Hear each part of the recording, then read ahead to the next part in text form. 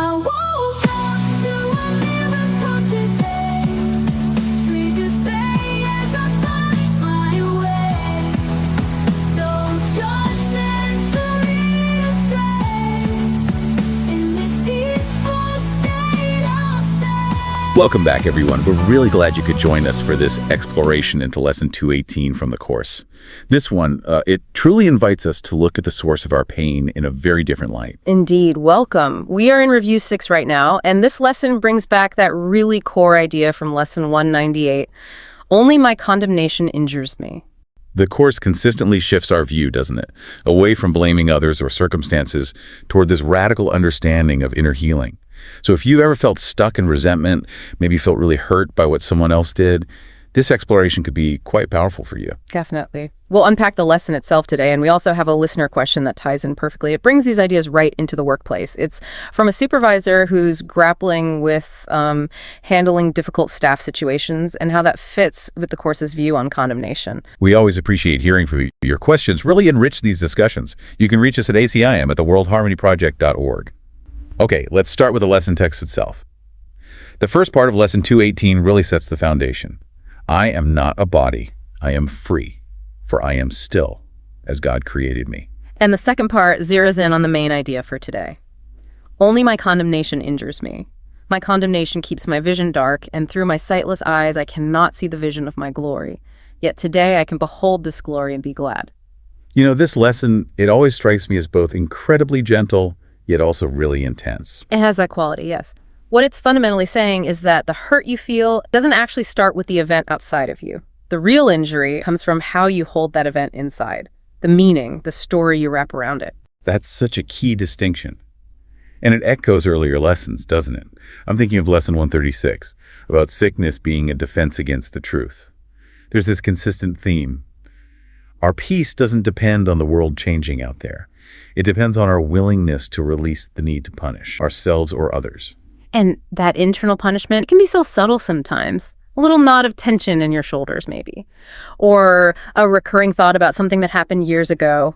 Or even just a sharp reaction you have to something you thought you were over. The course suggests these aren't random. They're signals from this inner judgment system we haven't quite let go of. I remember when I first met this idea, part of me felt a bit accused. Like, oh, great, another thing that's my fault. But then the freeing aspect hit me. If only my condemnation injures me. Well, then I don't need an apology from anyone else to heal. I don't need circumstances to change. The key is actually right here within me. That's a huge shift in perspective. And it's not always easy. The course's idea of forgiveness isn't just that simple, let it go advice you hear sometimes. It goes much deeper. It asks you to question your whole perception of yourself and the other person, to look past the behavior to something more fundamental. And for anyone listening who's thinking, but I really was wronged, the course isn't saying deny the facts. It's saying the story you build around those facts, the meaning you give them, that part is optional. Exactly. The actual injury isn't the event. It's deciding to identify with the pain. It's saying, okay, now I am someone who got betrayed or abandoned or whatever it was, and then living from that identity, carrying it around like a heavy coat you can't take off. We all do it, right? Often unconsciously, sometimes for years. And that's why I find this lesson ultimately so compassionate. It's not scolding. It's gently showing us how that condemnation, which feels like protection sometimes, is actually what keeps us feeling trapped. And letting go of it. That's what forgiveness is here. It's the way back to remembering who you really are. That identity God gave you. Whole. Free. It makes me think, has this lesson changed for you over the years? Oh, absolutely. For a long time, I understood it intellectually, but it felt like it didn't apply to the big stuff, the really painful experiences. Yeah. I used to think forgiveness meant I had to pretend what happened was okay. So I'd try to jump to forgiveness too quickly, often before I'd even let myself feel the hurt. Yes, I know that pattern well. Trying to be the good student of the course, maybe suppressing the feelings instead of working with them. For me, over time, and it really was over time, slowly, I started to feel a difference. A distinction emerged between the initial sting of hurt and the story I would then build on top of it. That's a critical insight. For me, a real shift happened when I stopped trying to be perfect with it. Well, I could just be honest, sit with it and admit, okay, I'm still angry about this, or this still really hurts. And only then, from that honest place, could I gently ask, okay, what am I believing about myself right now because of this? What's the story? That's when the lesson started to feel less like a demand and more like a guide, helping me sort of dismantle the story bit by bit. That word, slowly, is so important. Forgiveness, as the Course teaches it, has definitely taught me patience, especially with myself. There were times I just couldn't forgive right away, and then I'd judge myself for that. Oh, I'm failing at this too. But eventually I saw that just the willingness, that little thought, maybe I don't have to carry this forever, that willingness is huge. That's the practice right there. Yes. And we really want to offer that encouragement to you listening. If this feels hard, if you feel resistance, that's completely okay. It's part of the process. This understanding unfolds. It reveals new layers as you practice. It's not about getting it right immediately. It's about showing up. You're not falling behind. You're exactly where you need to be.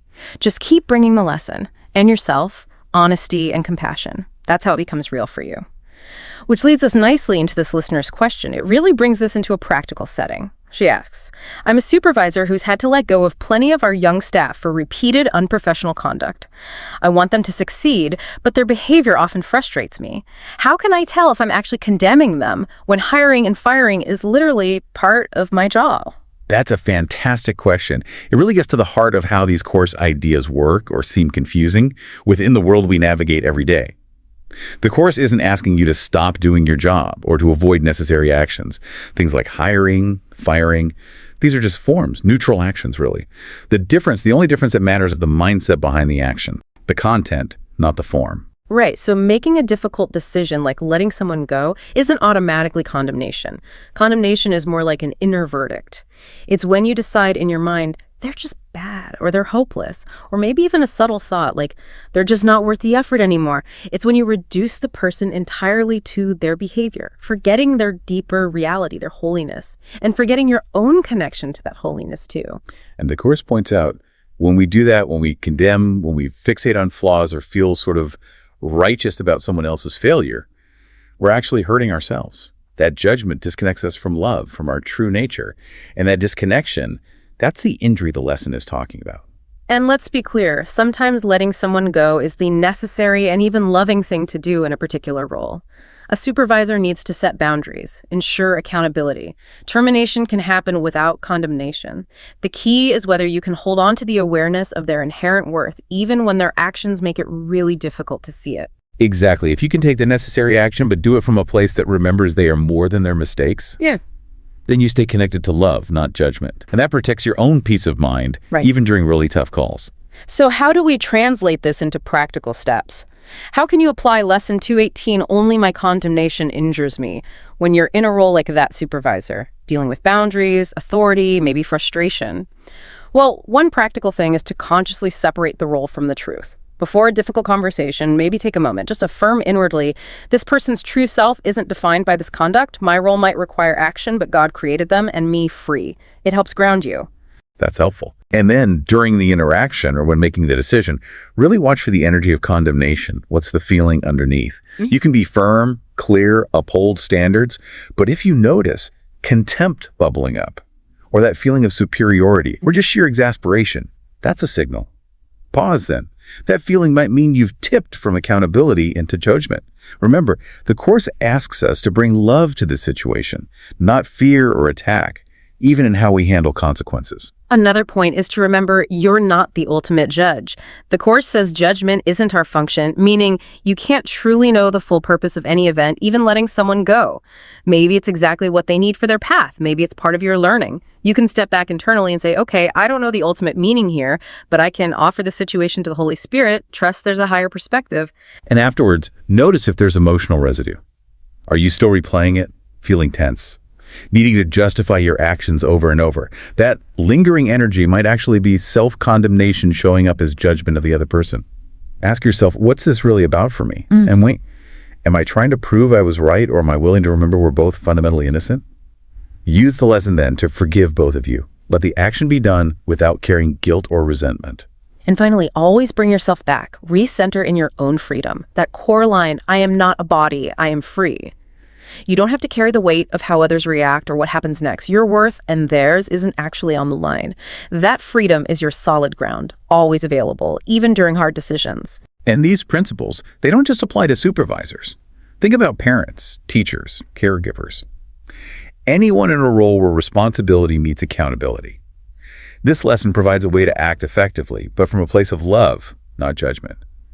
When you really start to live from this understanding, it can change how you experience everything, especially those tense moments where you usually brace yourself. Yes, when you truly accept that condemnation is actually impossible because the truth of who we are can't be condemned or changed, your whole inner stance shifts. You carry less baggage. You stop creating adversaries in your mind where there are only brothers and sisters in truth. And then, even difficult situations, the ones you used to dread, can become places where healing actually happens for everyone involved. So maybe just notice today as you go about your day where judgment might try to sneak in. Not to fight it, but just to notice it.